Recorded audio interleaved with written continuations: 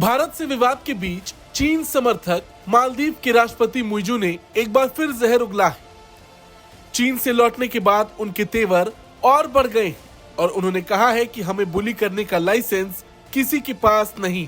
मालदीव के राष्ट्रपति मोहम्मद मुइज़ू चीन समर्थक हैं और जिस दिन से उन्होंने मालदीव की सत्ता संभाली है, किसी न किसी बहाने से वो भारत से विवाद करने की कोशिश में लगे हैं। चीन से लौटते ही उनके तेवर और बदले बदले दिख रहे और उन्होंने भारत से चल रहे विवाद के बीच ये कहा है कि हम भले ही छोटे देश हो सकते हैं, लेकिन इससे किसी को भी हमें बुली करने का लाइसेंस नहीं मिलता।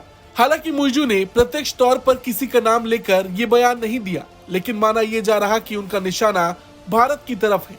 चीन समर्थक माने जाने वाले मुइज़ू ने 5 दिन के अपने चीन दौरे के दौरान राष्ट्रपति शी जिनपिंग से मुलाकात की थी। उनका ये दौरा ऐसे वक्त पर हुआ था जब पीएम मोदी के खिलाफ आपत्तिजनक टिप्पणी करने वाले मालदीव सरकार के 3 मंत्रियों को सस्पेंड किया गया। इस मामले को लेकर भारत और मालदीव दोनों देशों में राजनयिक विवाद बढ़ा हुआ है। भारत में चल रहे बायकॉट मालदीव के ट्रेंड के बीच मुइज़ू ने चीन से अपील की थी कि वो अधिक से अधिक चीनी पर्यटकों को मालदीव भेजे। मालदीव बिजनेस फोरम को संबोधित करते हुए मुइज़ू ने कहा था कि कोविड से पहले हमारे देश में सबसे अधिक पर्यटक चीन से आते थे।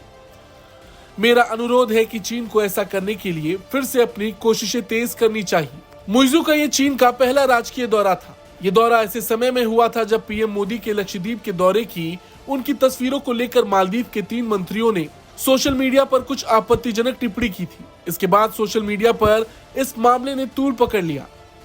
इस मामले की तूल पकड़ने पर मालदीव सरकार ने तीनों आरोपी मंत्रियों को सस्पेंड कर दिया था। बाद में भारत में मालदीव के राजदूत को विदेश मंत्रालय ने तलब किया और इस मामले पर कड़ी आपत्ति जाहिर की। इस बीच दोनों देशों के बीच राजनयिक तनाव बना हुआ है। मालदीव के नए राष्ट्रपति मोहम्मद मुइज़ू ने अपने इलेक्शन मैनिफेस्टो में करीब 75 भारतीय सैनिकों की एक छोटी टुकड़ी को हटाने का संकल्प लिया था। मुइज़ू का स्लोगन था इंडिया आउट। उन्होंने मालदीव के इंडिया फर्स्ट पॉलिसी में भी बदलाव करने की बात कही थी। हालांकि इससे पहले जो मालदीव में सरकार थी उससे भारत के काफी अच्छे रिश्ते थे। मुइज़ू के आने के बाद से ही ये रिश्ते खराब होते दिख रहे। पहले भारतीय सैनिकों को लेकर मालदीव ने विवाद किया और फिर पीएम मोदी के लक्षद्वीप दौरे को लेकर उसके मंत्रियों ने कुछ आपत्तिजनक टिप्पणी की।